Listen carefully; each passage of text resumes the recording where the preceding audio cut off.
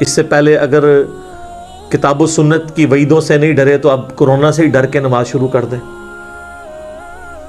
کیونکہ نماز کے بغیر تو بندہ کچھ نہیں میرے بھائیوں۔ سورہ الروم میں اللہ تعالیٰ نے فرمایا منیبین الیہ واتقوا، رجوع لاؤ اللہ کی طرف، اس سے ڈر جاؤ، وَأَقِيمُوا الصَّلَاةَ، اور نماز کو قائم کرو، وَلَا تَكُونُوا مِنَ الْمُشْرِكِينَ، اور دیکھو مشرکوں میں نہ ہو جاؤ۔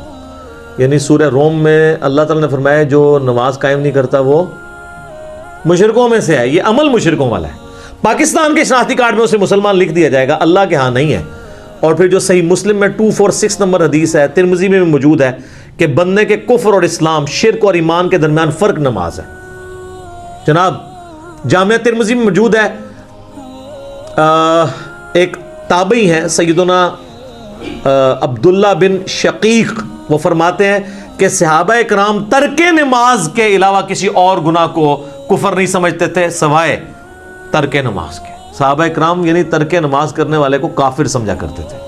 آپ کے شناختی کارڈ مسلمان ہی ہے، وہ اس سے کوئی فرق نہیں پڑتا، آپ جتنا مرضی کہتے رہے۔ پھر جامعہ ترمذی میں حدیث ہے جس نے جان بوجھ کے نماز چھوڑ دی، اللہ کا ذمہ اس سے اٹھ گیا، اس نے کفر کیا۔ عملاً وہ کافر ہے، ہم عقیدے میں اسے کافر نہیں کہتے اعتقاداً، لیکن عملاً تو کافر ہے۔ تو آپ نے عملاً کفر کے ساتھ اللہ کے سامنے پیش ہونا ہے، نعوذ باللہ من ذالک۔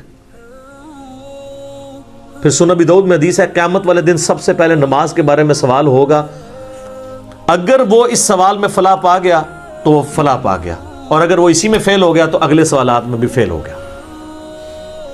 پھر مسند امام احمد میں حدیث ہے، مشکات المصابیح کے اندر بھی موجود ہے، نبی علیہ السلام نے فرمایا کہ قیامت والے دن نماز انسان کے لیے نور ہوگی، دلیل ہوگی اور نجات کا ذریعہ ہوگی، جو نماز پڑھنے والا ہے، اور جو بے نمازی ہے اس کے لیے نہ کوئی نور ہوگا، نہ کوئی دلیل، نہ نجات، الٹا اس کا حشر حامان، فرعون، قارون اور امیہ ابن خلف کے ساتھ ہوگا، والعیاذ باللہ تعالی۔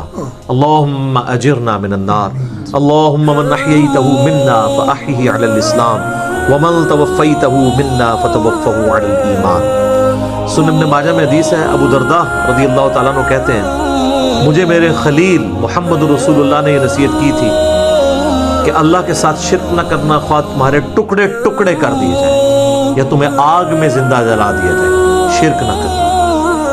اور دوسری وصیت کیا کی؟ آپ صلی اللہ علیہ وآلہ وسلم نے فرمایا کہ جان بوجھ کر کبھی نماز نہ ترک کرنا ورنہ اللہ کا ذمہ تمہارے معاملے میں اٹھ جائے گا۔ اور تیسرا فرمایا کہ شراب نہ پینا یہ تمام برائیوں کی جڑ ہے۔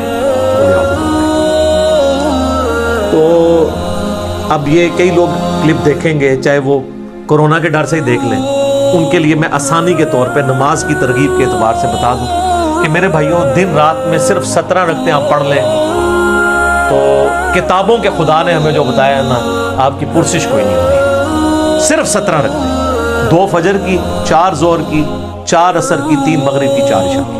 باقی سب نفلی باتیں آپ انہیں سنت مؤکدہ کہہ دیں، آپ انہیں وطر کہہ دیں، آپ نوافل کہہ دیں۔